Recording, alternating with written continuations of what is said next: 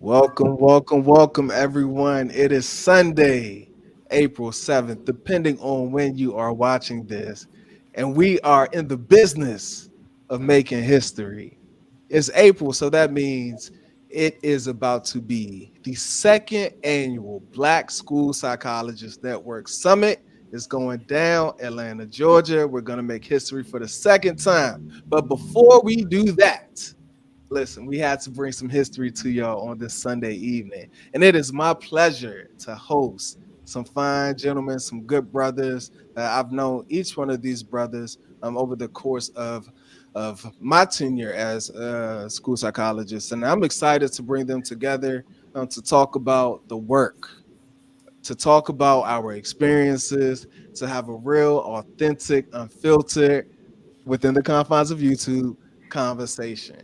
And instead of me introducing each one of them, I'm going to throw it to them so that you all can kind of hear a little bit about these brothers that we have before us. And I'm going to throw it to a good colleague, a friend of mine. We've worked together in DCPS, Kevin Parker. Kevin, I'll throw it to you. Thanks, Byron. Just wanted to say thank you for this forum, man. It's much needed. And so I'm hoping that this is the first of many.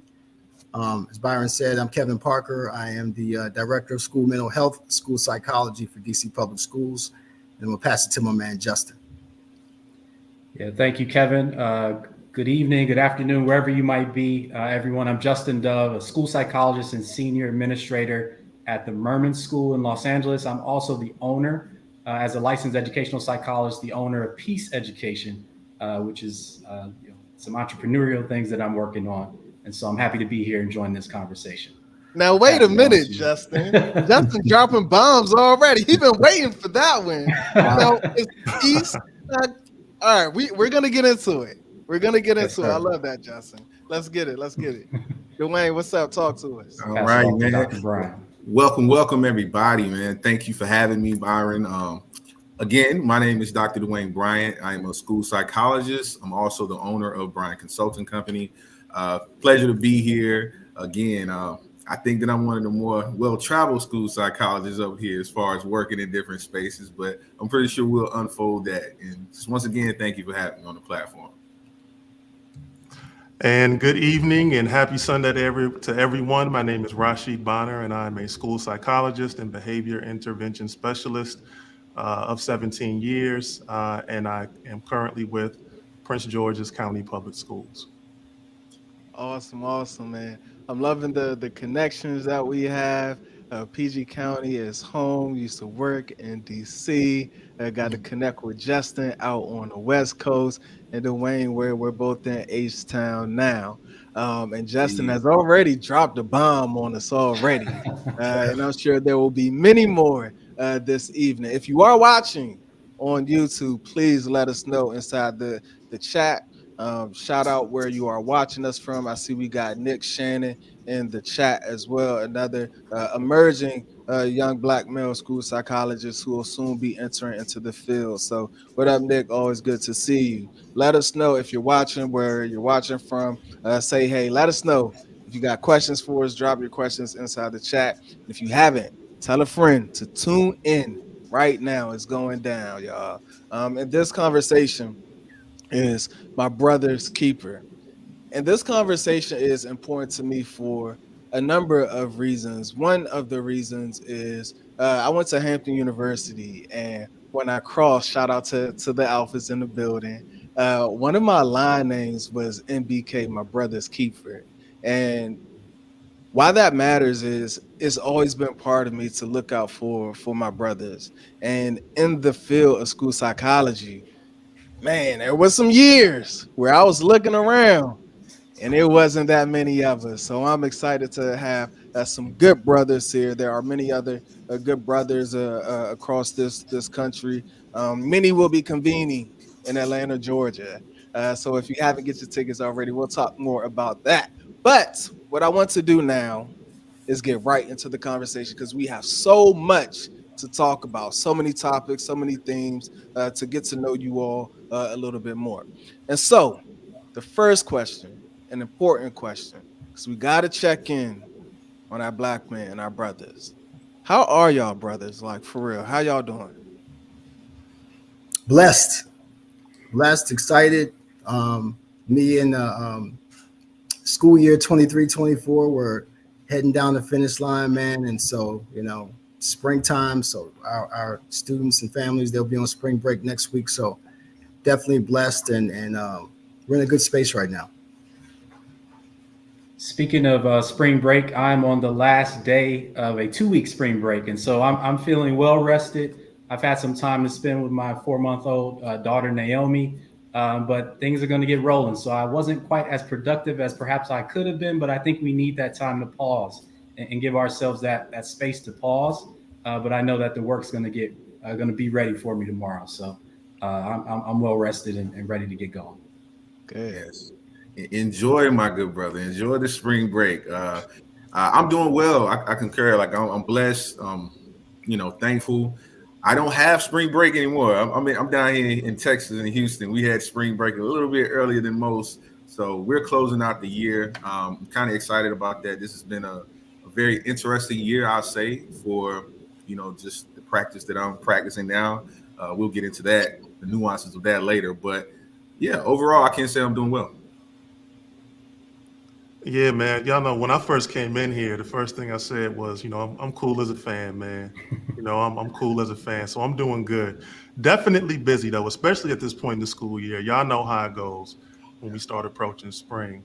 But overall, I'm good. And I also want to say, just in the moment, it's an honor to be here with you, brothers. And I never take these moments for granted, because I remember when I was in grad school, I would have loved to have a moment like this to just have a conversation with other brothers, man. And in addition to that, I mean, we got our group of, I think it's over 100. It's 100 or over brothers right now who are able to collaborate and connect and build relationships in the field. So it's a good time. It's a good time. No complaints from me. And look, we got some comments coming in. Shout out to Always Erica, cool. always looking out. She says Rashid is always cool, cooler than the other side of the Hello. pillow. And we got some good comments. And what's up, Brandon? Brandon's in Philly. Always good to have you, Brandon. We got some of our BSPN team in the building. We got Chief of Staff Tierra is here representing California by way of Be More. Have to say that. And then also I saw Aileen is in the building as well. And then we also have, and forgive me if I'm saying this incorrectly, Shabalin Rhonda, retired special education supervisor and prior school psych from the DMV. The DMV is heavy We in the repping right building. now. We In the doing building. And if you haven't, please, please, please, if you're in the chat, tell a friend, tell whoever you know, log on, send it to a black school psych, someone who's interested in it, send it to a friend. We are live having a conversation right now. All right, y'all. So I want to get right into this conversation. We have a lot to talk about. I had a podcast not too long ago called the Healing Center Conversations Podcast. And on that podcast, I had my little brother, Kendall Kelly. Shout out to Kendall. I actually saw him yesterday. And Dr. Julius Davis. And Dr. Davis is a professor at Bowie State. Kendall was a grad student at Bowie State. And we had this conversation. They had just put out a paper. And in the paper, y'all, it revealed that it's more probable, hear me out, it's more probable to make it to the NFL for a black man than to become a school psychologist. When you hear this, like there's 5 of us right now. When you hear this, what goes through your brain? Talk to me, y'all. I mean, I'll go first, but I believe it. Like, I believe it because even I know everybody's journey in the field of psychology, especially school psychology, is different. I didn't even know what a school psychologist was, and at the time, I'm in college. I didn't know or understand the magnitude or the structure of SPED. So, hearing how athletics are and the statistics behind that, the fail and success rates. I mean, if you look at the graduate school classes, it's my class in particular, it was only a few of us. shout out to my man Dimitri White, brother White, Dr. White in the DMV actually. Him, Daylon. So it was a handful of us that were actually in the program at a HBCU. So when it comes to just the spaces that Black men, Black people occupy, the numbers are very short. That's to me. That's yeah. You're right. Right. But how sad is that? That it's like yeah, like, and it's not even like it don't even phase you. Oh, I would push back on the phase you part. Like it does phase you in different ways. I think that just thinking back on my journey, it can be very isolating if you don't have that type of support. I was fortunate to have Black male professors who I could lean on when I was faced with different situations that I did not understand, or it was just a little bit difficult. But the thought process behind that, oh, you're a guy coming into the field, we need you, you're getting these things, these incentives, and that's not always the case. Like you have to, in so many words, you have to work twice as hard in order to be noticed or taken serious for the skill set that you're developing. I concur. I would definitely say I'm not surprised. I mean, it is an alarming statistic, but I'm not surprised when you consider the fact that even on our national landscape, if you just look at Black male educators, the percentage of just Black male teachers, I mean, we're still at a very small percentage. We've made a lot of gains. We're trending in the right direction. But when you consider the fact that even our Black male teachers are still, there's still a smaller percentage, an extremely smaller percentage of Black male teachers, then consider the fact that this is a more discipline specific career field like school psychology. Now the percentage becomes even smaller. So it is a sad fact, but definitely not surprising. Yeah. I was initially surprised for probably about 3 seconds, right? Because and only because we know how tough it is to make it in professional sports, right? Like, so moving from high school to college, there's only a certain number of athletes that will make it to that point. But then there's such a huge fall off from college to the pros. And you look at the chances of becoming a NFL player, and you look at all of the exposure, all of the marketing, all of those things that are involved in the NFL, and then to see that we still fall below that, even though that percentage is very low. Yeah. The one thing I will say is it's a couple of things that that we've talked about today that Dwayne and Kevin brought up, and that's one thing we could learn is the exposure, the marketing, being able to make sure that people see us and know that we're here, right? Like that's super important, and also that they know what we do. So yeah, it was alarming for all the 3 seconds, and I was like, yeah, I get it. Yeah. All of 3 seconds. Justin, jump in there. No, that marketing piece, I think there are two gaps here. One is the awareness. A lot of folks just don't know, what a school psychologist is. They're not aware that there are people that look like us that are school psychologists. But then there's, what are we saying about what we do? Is it, I'm the special education gatekeeper? How appealing is that going to be to some of our, Black students, Black professionals whose perception of and experience in the schools may not be particularly positive? And so do they want to be a cog in an oppressive system? Or can we change that narrative as to, we empower students, we uplift students, we work with families and partner with families and community-based providers. And so we have to change the narrative. And so I think, kudos and shout out to Dr. Charles Barrett and what he's doing with the NASP Exposure Project, and some of the things where we're rewriting the narrative of school psychology, because naturally I'd rather be an NFL player than a school psychologist with some of the narratives that I've heard and some of the things that we have school psychologists doing out there in the field, not to mention salary, which we may get into, but that's a big thing as well. Yeah. Hey, let's get into it, because there's not a lot of these conversations happening. I want to quickly acknowledge the chat right now. Lexi is in the building. Lexi is emerging school psych out of Florida. A dope person. Says, come on, Black school psych, man. Yeah, we in the building. Erica says we don't talk about school psychology in our undergraduate psychology programs still. we're gonna get to this because it's an ongoing theme in this space. And Nick, I got you on that question too. We're gonna get to that. I did want to acknowledge. I think we would be remiss if we didn't acknowledge some of the Black men that have come before us. And as we're talking about these alarming stats that to us are alarming for all of 3 seconds, this isn't anything that sadly is new. And I don't know how many people know this. If you're inside the chat, put yes if you knew this, and if you don't, it's okay. We're also in the space of educating. But do you know who the first Black school psychologist is? Oh my God. I know I have him hanging up in my office. God. Yeah. If you would have asked me yesterday, I would have been able to tell you. God. Yeah.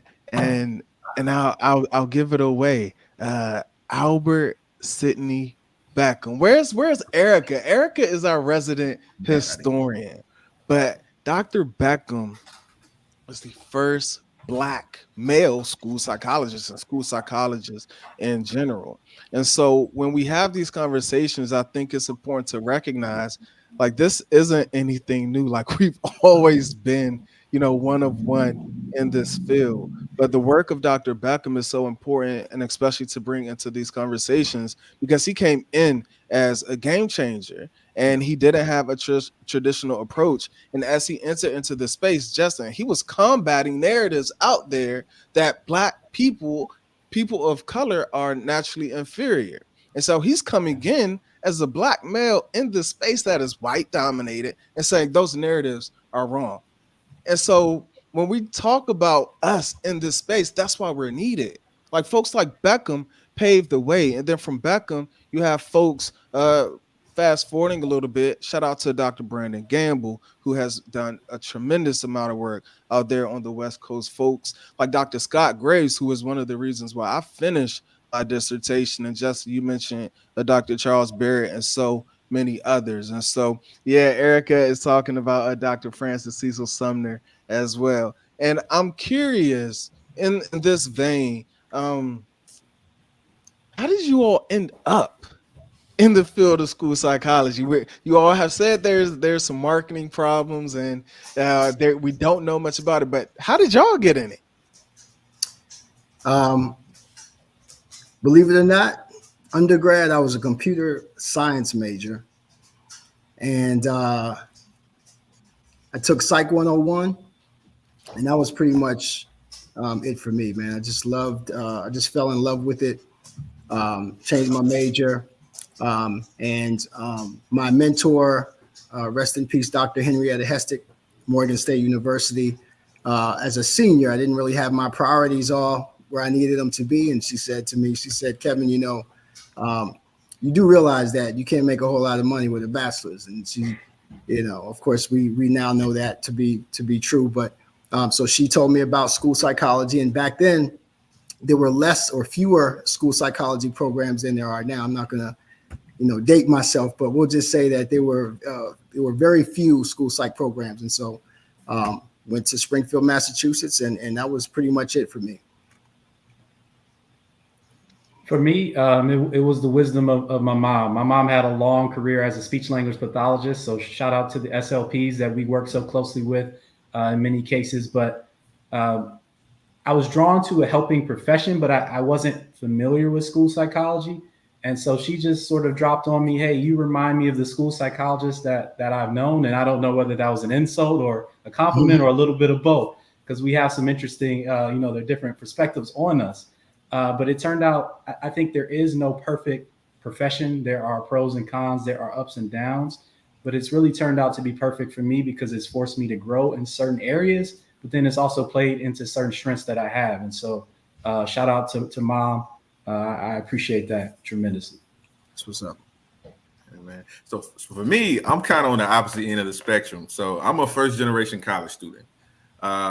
Didn't know anything about, I chose my college, laughable now, but based on the color. I went to Winston-Salem State University as an undergrad student, kind of like Brother Kevin. I took a psychology course and was like, oh, this is interesting. But the psychology course for me was more therapeutic. I was a rehabilitation studies major. So I knew that I wanted to do something with healing or the rehab space. And, upon going to Howard, it was more so I wanted to do counseling. I didn't know that you can do counseling as a school psychologist. I didn't even know what a school psychologist was. So I have to mention Dr. Elbador. Dr. Elbador, he's a professor at Howard University. He was one of the first guys to say, "Oh, I think you'll be good at this. You talk very well in class. You relate to people. You should try school psychology." So, I think the second semester of my first year, I made that transition, made that journey. And then I met guys like Dr. Kevin Washington and Dr. Gregory Reed, who became like mentors for me to guide me through that process. So, my journey in getting here was just, I would like to say it was divine intervention, but it was mixed with a little luck, a little right place, right time. And hey, this is your personality. So It's great. Nice. And for me, two things. Pretty much my whole immediate family, they were in helping professions and they're in helping professions. So that definitely drove me. So that's one thing. But kind of a long story that I'm going to make only a little bit long, not too long, is when I was an undergrad, I was a double major, fine art and psychology. When I graduated, I found out very quickly, ain't much I could really do with that, right? So what I ended up doing was I came home to Cleveland. I started working in an after-school program where I was responsible for teaching social skills to about 25 to 40 on any given day, fourth and fifth grade students. And then during evenings, on Tuesdays and Thursdays, working with ninth and 12th grade students, ninth through 12th grade students, about 12 to 20. And it was in a pretty dangerous neighborhood in the city of Cleveland. And I learned a lot of things, like a lot of things that I would not have learned in the book, just from building. I learned things about building relationships with students. I learned things about working with students, and a major shout out to, rest in peace, Mr. Taylor, who taught me a lot of those things. And I learned a lot about building connections with families in the community. And I liked the puzzle aspect of it, of trying to figure out how I can reach students who are having difficulties with academics and with behavior. And I love the concept of visiting schools and figuring out how they were doing. And I also like the school setting. But then there was another thing too, because there was a lot I didn't know. I didn't know how to help my students with learning disabilities, right? I didn't know how to help my students with ADHD. I didn't know how to help my students with autism or, any other disabilities. And that bothered me. That bothered me a lot. So, it was a strong emphasis on the art of it, but it wasn't much of an emphasis on the science of it. And that's why I said, oh, okay, well, what can help me learn the science of it? And I had to do some digging to find school psychology, right? So it wasn't something that was right in front of my face. I had to come across it. So yeah, that was how I got into the field. Yeah, and I appreciate you brothers sharing that. And we have different experiences, but also a lot of commonalities in how we found, stumbled, divinely walked into this space as well. Acknowledging some of the comments coming through, and Rhonda says, "I was the first Black in Charles County, Maryland, 30 years ago. So proud to see this for our community, so needed." And adding to this, I believe Rhonda identifies as a female. I was the first Black male, to the best of my knowledge, in Charles County in 2010. And so there's a connection there. Just by a show of hands, how many of you all were the first in your districts? The first Black male in your districts? Do y'all know? One of. One of, I'm the yeah, current only Black male in my district right now. So yeah. One of. I would say right now we have probably about four or five of us. yeah, I don't see them ever having one before me, to be honest. Yeah. Yeah. Yeah, here in PG County, when I first came here, there were other Black men. One of them, Mark Sam, shout out to him. Yeah. Yeah. Been an amazing friend and mentor and colleague. Now, when I worked in Northeast Ohio, when I worked in Akron Public Schools, I I'm putting that in big quotation marks, may have been the first. I got to double check on that. Yeah. Yeah. Like these are the things we don't talk about. Justin, what about you? Now, my situation is a little unique now because I serve a single school, but I believe I am the first, Black male school psychologist that Merman School has ever had, and with that comes a lot of responsibility, but it's also something to be proud of. Like you can start to forge that path, forge that trail, and you're setting examples for kids that look like me as well as that don't, and you're challenging perhaps some of the stereotypes and the narratives that they've internalized, and so it's something that I take, with a lot of pride. Yes. When I went into Charles County, I was like, "Oh, it's a badge of honor," and I didn't see it as. I mean, of course, I'm like, "Dang, like I'm the first in 2010, 2011." But then it's like, okay, like I'm ready. Like let's go. Like there's work to be done here as well. So I love that mindset, that mentality. Shout out to Dr. Z. Dr. Z is in the building. He's in New York doing awesome work. Dr. Z says I was the first Black male school psychologist in Manhattan District 2 NYC in a big district. So yeah, and then we're seeing some other comments coming through. Shout out to Dr. Nicole Holland Sims is in the building. What's up? What's up? Representing Pennsylvania. Always good to have you in the building. Nicole says it is always awesome to hear our origin stories into school psychology.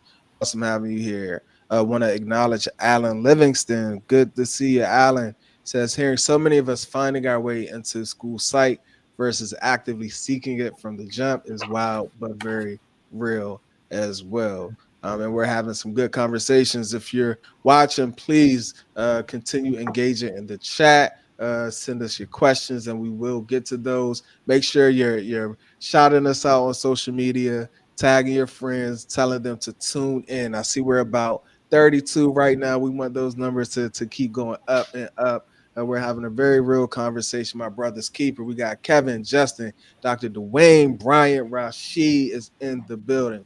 And so, Justin, I want to turn to you for a little bit. I had the opportunity to come out to visit Justin out on the West Coast. And y'all, I have so much respect for Justin and the work that he's doing. One, he comes out of Ohio State under Dr. Antoinette Miranda. If you don't know, she's a legend. She's an icon in this field. If y'all don't know who that is, y'all need to go research Albert Beckham, go research Dr. Antoinette Miranda, a legend in the field. Justin learned underneath Dr. Miranda, but has taken that knowledge and applied it in a very real way.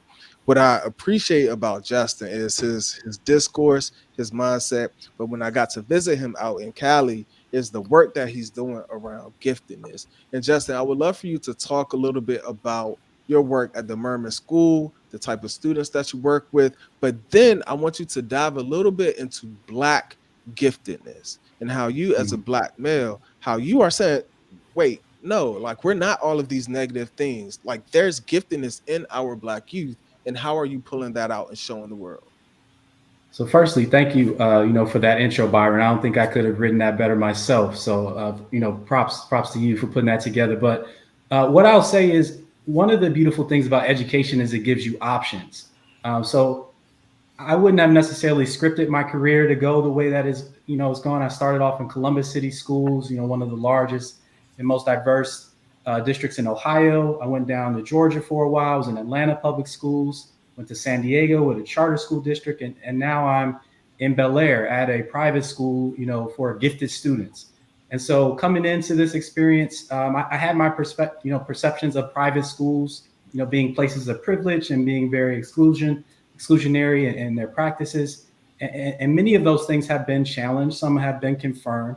But I don't think we often think about those kids that are at a private school, maybe on full financial assistance, on full financial aid. Those kids who feel like a fish out of water because they met the criteria to get into this very exclusive school, but they're not around people that understand where they come from, that understand how they see the world.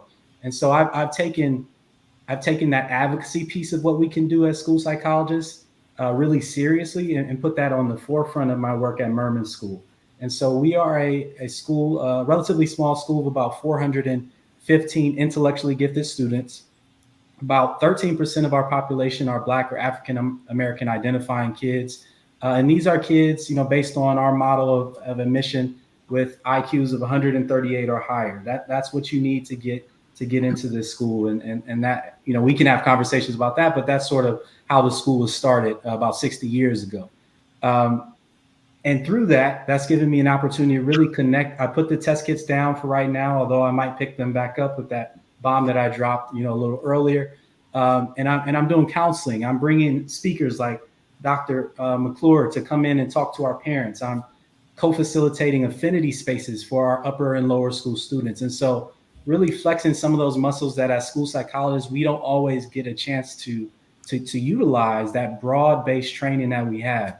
And so it's been a beautiful experience. Again, not one that I would have anticipated, but certainly one that has been a blessing and opened up a lot of doors. And wherever you find yourself, I guess to the folks watching, folks joining us, there's advocacy to be done. There are Black children, Black families that need you, whether it's in a higher SES space, a lower SES space, or anywhere in between.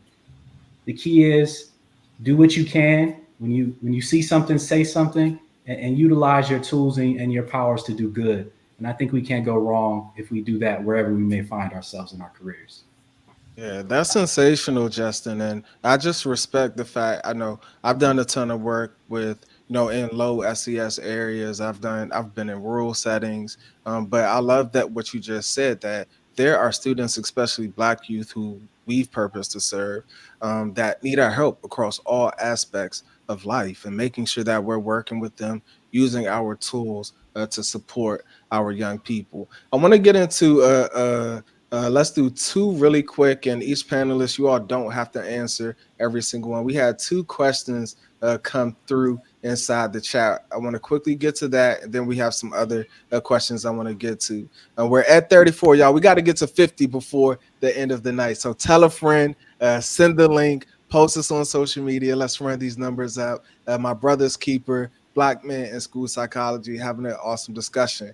Nick, he sends in a question. He says, how do you navigate being a Black male school psych on your campuses in your district?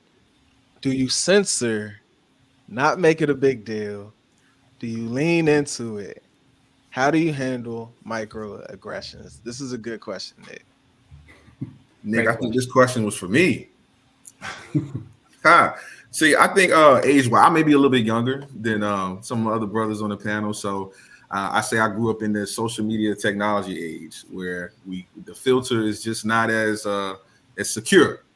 But with me, I worked in a couple of different states, and I think each state I've had a different experience. Of course, working in the DMV, I didn't really get a lot of the microaggressions or just racism or dealing with a lot of oppression, even though I know it exists. My personal experience. By working in Texas, I worked in California. California was different, but specifically working in Texas, I want to talk about this experience. As it relates to this question, Texas is a very unique place. We all know Houston, the Houston area. Houston is Black, diverse, but when it comes to this school psychology space or the SPED space, it is not. It looks very, very different. So a lot of times I go to campuses or I'm going into meetings, I'm calling parents, and when they hear my voice, the attitude is a shift. When they see me walking in the building, it's a shift. I'm checked when I go in the building more than my white male counterpart, more than my female counterpart, white or Black, and I deal with it the best way I can, but I let them know, hey, you saw me last week. You saw me 2 days ago. I'm assigned to this particular campus. So I address it with letting them know who I am, but also letting them know, like, I understand the dynamic that's happening. I know that you know who I am. I know I'm aware of what's going on, and I want you to know, because I'm not walking away from this exchange uncomfortable. So I'm not going to censor it too much. I'm going to keep it professional, but I'm going to let you know, hey, you saw me 2 days ago coming to serve students. I shouldn't be met with such resistance at the door of the school. And I think that's been my biggest challenge, transitioning to practice here in the state of Texas. Yeah, appreciate that, Dwayne. We got another question that came in from Amelia. What's up, Amelia K in the building? Amelia says, for those of you who pursue a doctorate in school psychology, what led you to choose that path rather than the master's program? that might be for me again. I actually started out again, like my transition into school psychology was a little bit different. I started off in a clinical mental health counseling program at Howard, and again, one of my professors saw me. So, just a matter of, for me, it was skill set and the belief. Someone believed in me. He said, "I think you will be great in this space, in this field. The kids will respond to you." And at that time, I had an experience with volunteering with kids. So in my mind, it matched, and it worked out. So I would say mentorship is the reason why I didn't complete a master's in school psychology, and I transitioned into the PhD program. Good stuff. Good stuff. All right, I wanna mix it up real quick. I got a kind of a fun question, but it might not be fun. I don't know. This one is one that I'm gonna ask right now. So, because someone, I think it was Rhonda, who posted about working in Charles County. So when I stepped into Charles County as a black middle school psychologist, it was rare, and I was at an elementary school and a middle school, and I stepped in fresh off internship. Keep in mind, I went to West Texas for my grad program, and so I came back to the DMV area, went out to Southern Maryland. And for those of you who are in the DMV now, Charles County looked completely different many years ago. Charles County used to be predominantly white. And so what happened, a lot of folks from PG County, where I grew up in DC, started migrating towards Southern Maryland. And so the student demographic looked like me, but then the staff was still Charles County, good old boy, right? Rhonda saying yes, Rhonda knows. So I stepped foot on this campus, Kevin, thinking that I'm coming in, got my toolkit, got my WJ whisk, got my Connors, got my Bass. I'm coming in to school psych some stuff. And I hit the elementary school door. It was like, all right, we got to clean up on our one. We need behavior. We need discipline. We got groups. You need to come in and hit the ground. I'm like, wait, what? What about my toolkit? She's like, leave it at the door. You don't need it. And my world was changed forever. And so I'm curious in you all's perspective and your roles. Did you all come in with the mindset of what the role was going to be like for you? Or by being a black male, was your experience in schools similar to mine and completely different? It was, I would say that initially it was similar. Well, my mindset was similar as far as thinking that, I'm going to come in, I'm going to be doing all this preventative work, interventions, collaboration, consultation. But I've always had an all hands on deck approach, as far as being in the school community. And so I will say that years ago, I mean, this is my 26th year as a school psychologist. So years ago, they didn't know what a school psychologist was. And so they oftentimes would have you intervene in like negative behaviors or, fights and things like that. They would have you, break them up and things like that, as opposed to, therapy and preventative work. And so what I will say is that over the years, I think school communities have gotten more well-versed in what a school psychologist actually is. But I would say that, starting off in my career, it was just a miseducation of what it actually was to be a school psychologist, what it actually meant to be a school psychologist. And so, yeah, and you have to be careful with that, because they may be the same students that you're going to have to be working with to do assessments on. And so there's a conflict now. They see that the first interaction that they had with you was a negative one. And so those are some of the things that I had to educate staff on. But I think we're making progress in that area. Byron and Kevin, I could definitely relate to what you two were saying. For me, when I came into the field, I had all of these tools in my toolbox straight out of grad school, right? Like in every domain. And I felt like I was overtrained. And the minute I started working in the district I was working in, I saw that a lot of that stuff put to the side. We need you to test, place, right? Yeah. And that didn't sit well with me, because I started to feel like a special education gatekeeper. And I didn't like that. And it got to a point where I began saying, okay, I have all of these other skills, and my other school psychology muscles, they're starting to atrophy. And I don't really like that. And so I knew what I wanted my role to be straight out of grad school. And now I'm working in an environment where I wasn't able to fulfill that role. And so I have a choice to make. Do I stay in this role and stay unhappy, or do I find a place that allows me to fulfill the role that I've always seen myself fulfilling? And that's when I made the decision to go to another school district that will allow me to use all or the overwhelming majority of the tools that I had acquired. And then also begin to improve in other areas of strength. So for me, it wasn't what I envisioned at first. But to any school psychologists who are watching this, especially early career school psychologists, just because things don't start off the way that you intended, and your role and function isn't playing out the way that you thought it would, doesn't mean that you can't seek that and you can't find that, because you absolutely can. Amen. And that sort of brings up feelings for me, because where I started, again, Columbus City Schools in Ohio, very test and place heavy. You know, the way it was set up at that time, I probably did 120 evaluations my first full year in the field, to now where my role is more social emotional, building partnerships and I couldn't have even conceived of that there was a role like that out there. But granted, advocate for change within the spaces you're in, but don't be afraid to make a shift if you need to, because there are a lot of different districts, a lot of different settings where school psychology can look very different than however it may look in your reality. And so sometimes making a change is one of the bravest and most courageous things you can do. Whereas for some, staying in one district and retiring after 30 years may work for you. And so you have to find the fit that works for you.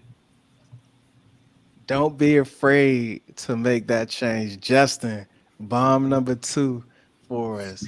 Shout out to Lexi. Lexi puts inside the chat, see, I'm trying to find that thing that keeps school psychs in the field for more than 2+ years.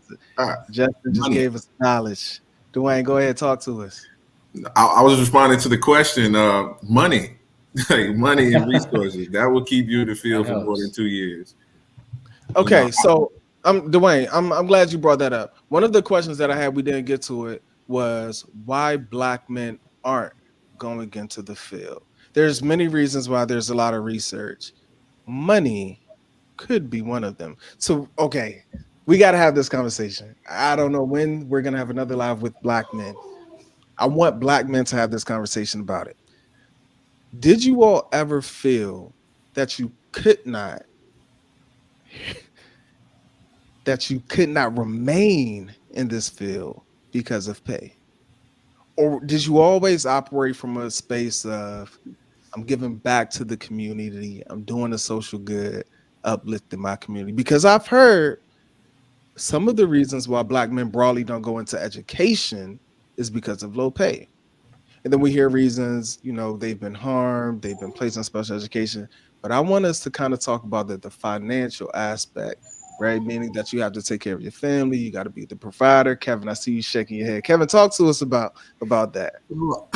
I'm plugging my district right now. I mean, we are one of the highest paying school districts in the country, DC Public Schools. So that's really never been a huge issue, but it is, the cost of living in the DMV, of course, as you already know, is high. But I think it's both ends. I mean, you want to make sure that your role or whatever your career field is fulfilling. I mean, I remember years ago, I had a testing. Essentially, I was a vendor. I created basically a testing company, and we would essentially do psychological assessments for the district. And it was a lot of money, that we were generating. But I wasn't really fulfilled by that. You know what I mean? So I had consultants working for me doing those types of things, speech and OT and psychs. But at the end of the day, I really wasn't fulfilled. And so I wound up going back into the school system. And so I think it's both ends. You can, want to establish a lucrative career for yourself. But also you want to make sure that at the end of the day, that you are happy with what you're doing, that you feel like you've made a difference. I know that's kind of, folks may feel like it's a little corny, but no, and that is what is going to sustain you over time. It can't necessarily just be about the money, So did you make an impact on a student's life today? Being able to say that you've, impacted a student's trajectory. That initial evaluation, that initial assessment for, a third or fourth grader, that's going to, carry them to higher heights. And so I think that that's definitely something that always needs to be in the forefront. But yeah, we definitely want to make sure that we also are getting compensated handsomely. Rashid, I think I saw you come off mute. Talk to us, Rashid. Dwayne, we Yeah, gonna get well, you in that soon. Dwayne over please. there, like, now listen, we gonna talk about it. Rashid, go ahead. yeah, because I mean, Kevin brought up so many good things, and the one thing that he brought up that really stands out to me is the balance between, of course, like salary is important and how much we're making. I mean, we gotta survive and we have to eat too, right? But that mental health component, right? That self-care component, Yeah. that is really important. When I first started, kind of going back to the story I was telling before about my role and function when I came out of graduate school, we had one of the best starting salaries I know in the state of Ohio. But yet and still, I'm in a test place situation, special education gatekeeper, and it wears you down. Justin brought up earlier, he was doing in his first year upwards of 120 evaluations in that year. And it was the same thing for me. So at the time I was getting paid pretty well, but also my mental health and also my colleagues' mental health I saw was suffering just because of that heavy caseload and how restrictive the role was. So Byron, going back to your question, was there ever a time when I was like, okay, I don't know if I'll be able to make ends meet? There was a time, and it probably lasted 1 week. And I'm gonna kind of get into that. When I came down here and I started working, the thing I noticed was I was happier, but I wasn't making as much. But what I also noticed was that there were more opportunities to do other kinds of work within the field down here than when I was in Ohio, right? Yeah. So that's when I got into doing contracting work. And so then in the summers, I realized, oh, wow, I can actually work with other contracting agencies, and I can provide counseling services to students at juvenile detention centers. Okay, wow. All right. So what else can I do? And then I realized, well, I can become a psychology associate and actually do some comprehensive psychological evaluations on the side. Okay, cool. But then the biggest thing for me was working as an expert witness in due process hearings, which is something we don't really talk about, right? And doing that from 2012 to 2019, it was a good source of income for me. But in addition to that, it allowed me to flex other muscles and having that additional sense of fulfillment. So it's a balance between salary and what you're making, mental health, and also opportunities that may be there and taking advantage of those. So there's certain ways that you may be able to get around them. And some of them may mean you may need to look elsewhere or just look in additional places for that. Yeah. Dwayne, jump in there. Oh yeah, this is a very good topic for me because for context is key, right? I'm a first generation college student. Everybody tells you you're going into psychology, you're not going to make any money. So I was hearing that from my second year being in school. So my mindset or my mind frame was completely different from a lot of people. I was determined I'm going to make money in this field. I'm going to figure this out. So I never questioned, going back to your initial question, I never questioned whether or not I was going to have to choose between making ends meet or giving my time to the community.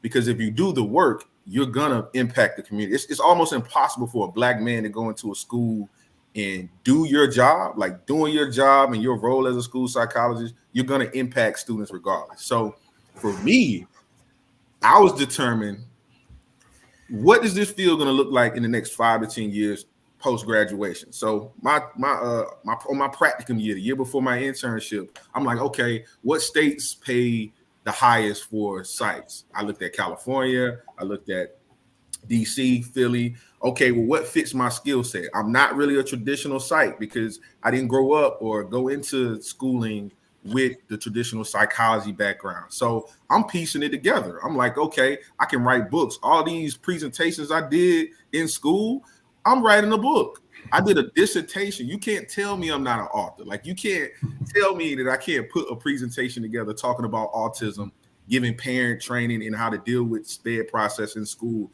So I pieced all that together, and I chose California right out of high school. Not high school, I wish, but out of graduate school, because they paid at the rate that I was looking for. They paid within that that range, and my caseload was something that I could manage being a first year school psychologist. So my mindset when it came to being a school psychologist was one of business. How this is a business for me. I started my company, Bryant Consulting, the year I graduated because I knew if I'm going to maximize my earning potential in this and be a breadwinner, I need to figure this part out from a business perspective because I'm going to go and do the work. But from a business standpoint, do these books, do these presentations, do all these things because I don't, first generation college student, I don't have 10 years to get this 6 figures, as they say. I don't have that time.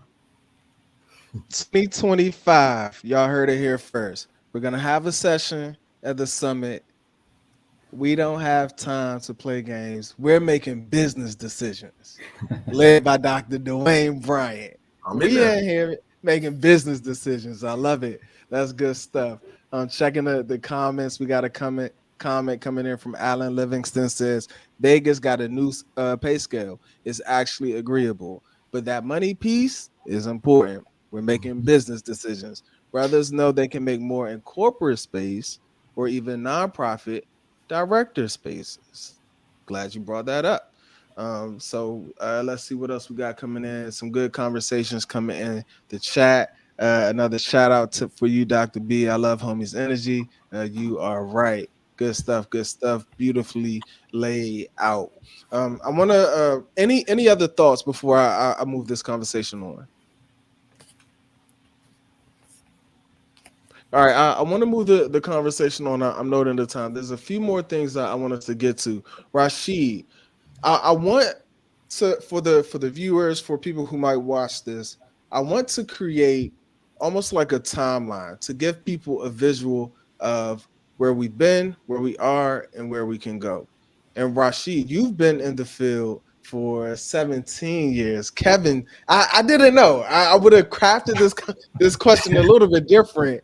Kevin, I thought you've been in it 15 years. Like, I'm an OG. Yes. OG Kevin in the building. So for my two brothers who are OGs in the game, my thoughts to either one of you, Rashid, if you could start. But how has the field, in your perspective as a Black man, evolved across your time in it? And importantly, are we on the right track?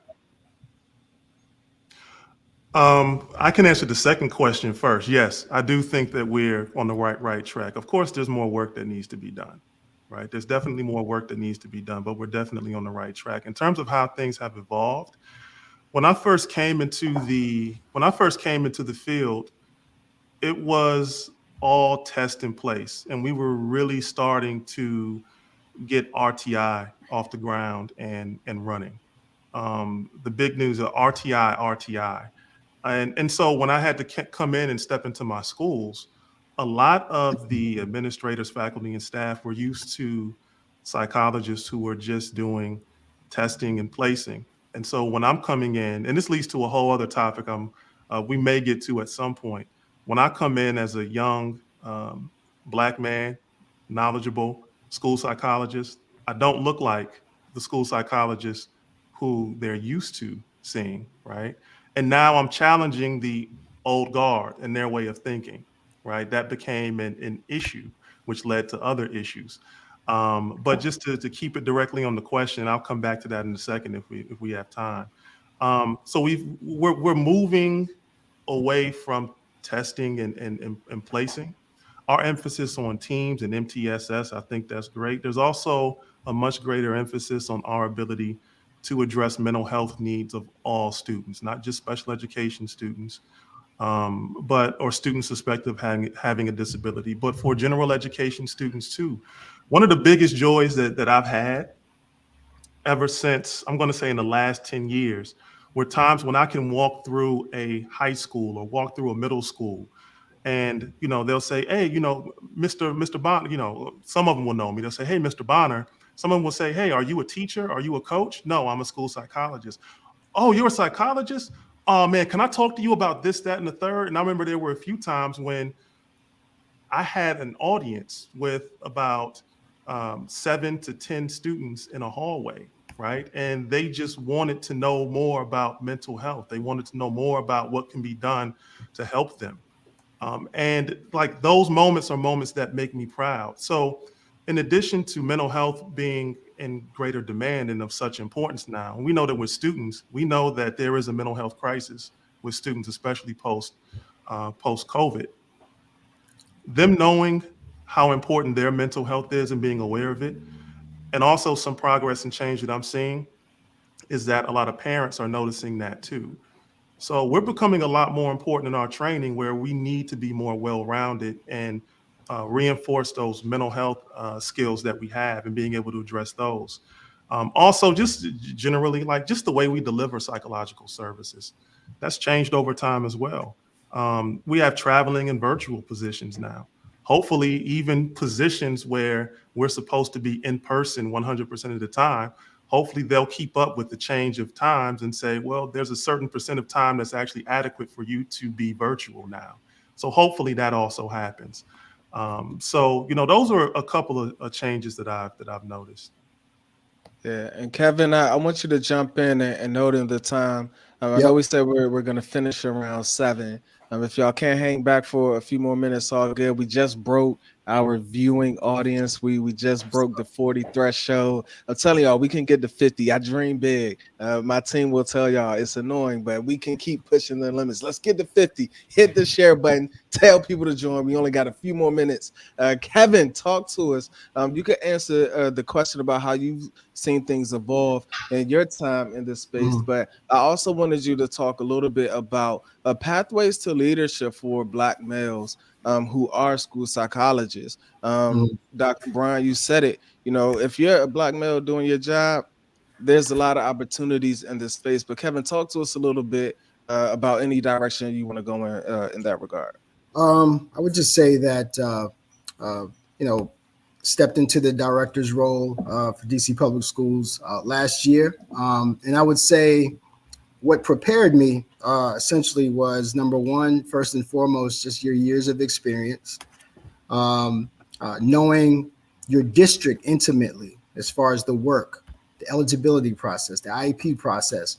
Also, stepping into leadership roles within the district, like being a 504 chair or being the LARD rep designee for your school.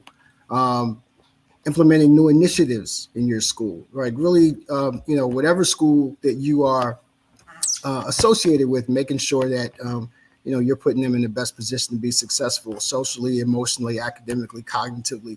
Um, and so, so when I was approached about potentially, um, you know, interviewing and that kind of a thing, I felt that I definitely had, again, an intimate knowledge about our business processes, our students and families. We have a really, we've started to do more around disproportionality. And again, like, as Rashid said, MTSS. So really just stepping into a leadership role, also learning how to be collaborative. It's not always about what you know, but, but how you say it. And are you able to, work with a team of differing opinions and things of that nature? But and then also just understanding that you have to have a broader scope, a broader picture. So understanding that the decisions that you make are impacting students and families across the district. And so, I just think that all of your experiences could definitely align you to increase your trajectory to become, or step into a leadership role as far as school psychology. Good stuff. Good stuff. We got some comments coming in. I'm gonna go back to it real quick. Our chief of staff, and look, if our chief of staff said it, then it's facts. Our chief of staff, shout out Dr. Tierra Blanche. She says BSPN will definitely make sure to host a part 2. We are just getting started in this conversation. As we start to bring part 1 to a close. I have one more question for you all. And if you all can just answer this as succinctly, as straight as matter of fact, I want people to know where we're going. We see Rashid, who's been in it for 17 years, Kevin, who's been in it for 25 plus years. I got you, brother. I got you. Justin, Dwayne, who are getting started and making waves already. And by the way, I'm approaching 15 years. I'm close. Yeah. 2010 was Well, a start for me. I'm close. I'm close. BSPN, the Black School Site Network. We have our second annual summit coming up April 25th through the 26th. Last year was our first time sponsoring this summit. I consider this BSPN summit, this thing that we've built, not just for black males, but for black school psychologists. And I will never apologize because we need spaces that are sacred for us. And when I talk about black, I'm talking about black people for us. And I don't apologize for that. I want to know, what does the Black School Site Network mean for each of you? progress, like big progress. I mean, the fact that we've already talked about how long I've been doing this. If we were to have even thought about having a Black School Psych Network, 10, 15, 20 years ago, it would have been almost insurmountable. I mean, so I think the fact that not only did you create such a powerful platform last year, but the fact that it's now happening a second year, to me, just shows the progress. We've been talking about this all night as far as the shortage of black men in school psychology. So for me, it just means progress and forwarding our work as school psychologists across the country. I'll jump in just in saying that BSPN, what you all were able to accomplish last year was a beautiful experience. It means that we can lead the way. It means it's a safe and brave space for folks that look like us. We don't have to rely on NAS to sort of give us some crumbs off the table. And certainly thank you to NAS for the allies and co-conspirators within NAS, because that's a power structure that we have to utilize. But that means that we can come together and harness our power as a people and as professionals and say, these are our demands, or this is what we're going to do, as opposed to, can we do this or can we have this? And so to me, that's the biggest thing. This is us being empowered. If y'all not shouting inside this chat, I don't know what y'all got going on. Justin, 3 for 3. Let's go. Like, listen, I'm trying not to go off, y'all. But Justin, come on now. We gotta talk that talk. We don't need permission from.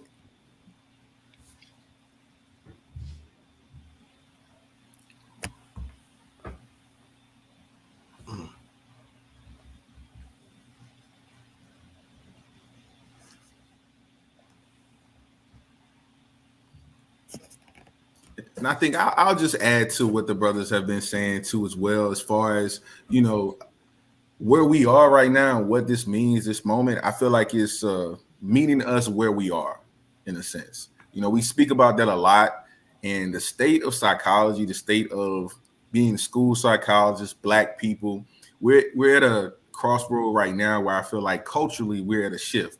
It's going to be times in society where the economy is not so great, or systems are being challenged right now, and I feel like we're in a space to where this initiative, this group, this collective of people, we are connected with each other from the sense of we understand what we need.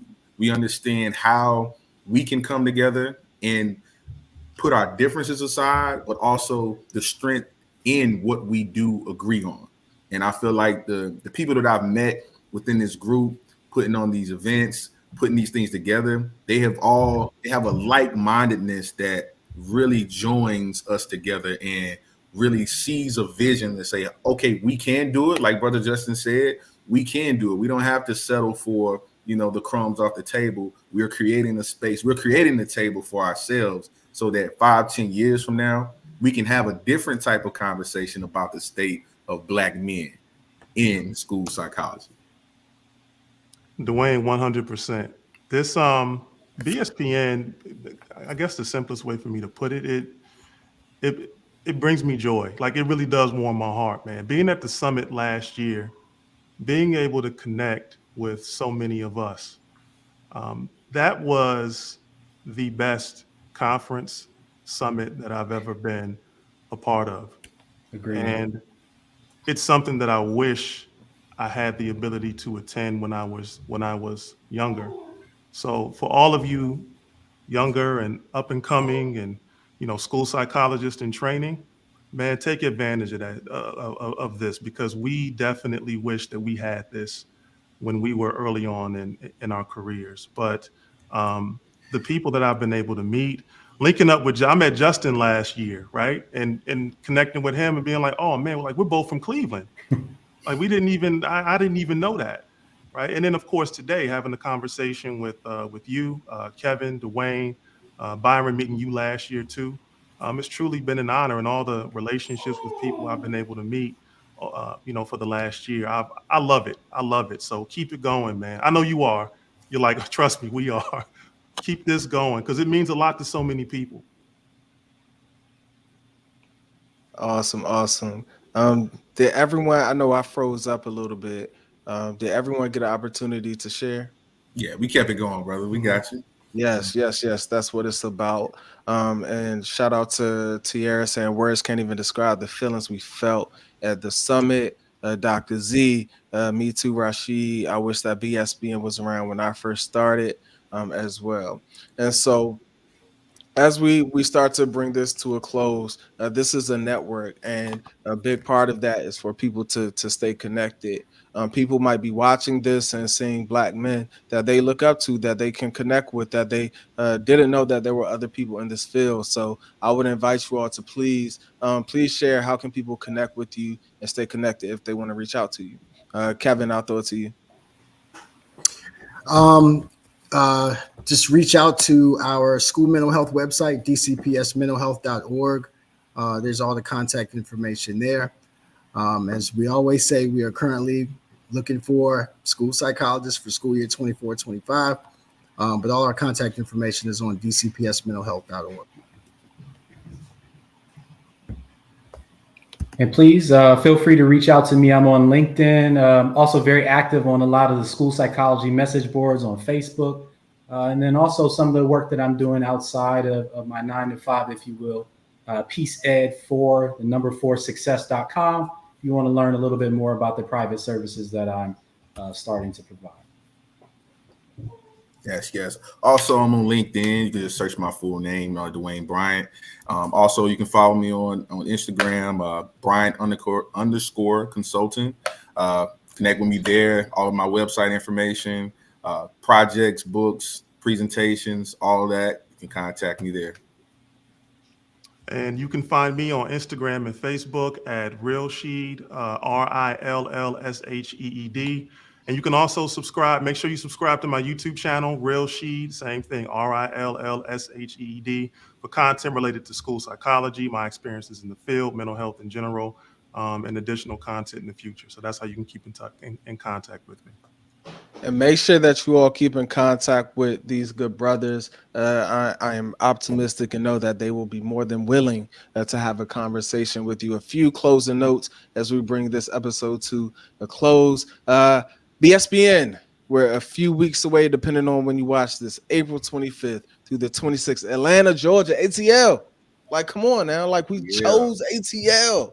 Like, come turn up with us in a very real way. You've heard it from people in the chat. You probably heard it from a friend, but you playing games, y'all. It's an experience. It's not just a summit. It is indeed an experience. You heard Rashid. You heard Justin.